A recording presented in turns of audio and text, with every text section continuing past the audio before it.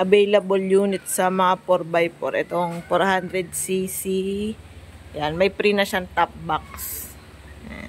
Tsaka itong 500cc 4x4. Pareho silang full automatic. Pwedeng 4x2, pwedeng 4x4. Tapos may electric winch. Yan, electric winch. Tapos sa likod may tow ball. Yan. Pareho silang FI, fuel injected na. 4x4 full automatic. 400cc Explorer tsaka 500cc Kasuma. Ito naman 300cc manual transmission with hydraulic dump yun. May trailer siya sa likod. Hydraulic automatic dump. Pero yung transmission niya manual transmission yan. Tapos meron din tayong itong trailer. Pwede siyang ikabit sa mga 400cc tsaka 300cc.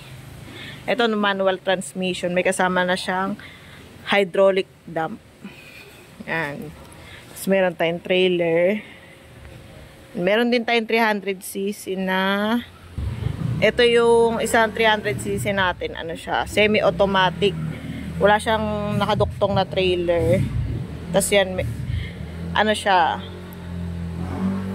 May tow ball siya sa likod. Pwede siyang kabitan ng trailer. May electric winch din. Pero ito full time na 4x4. Wala siyang selector ng 4x2. Yan. Yan.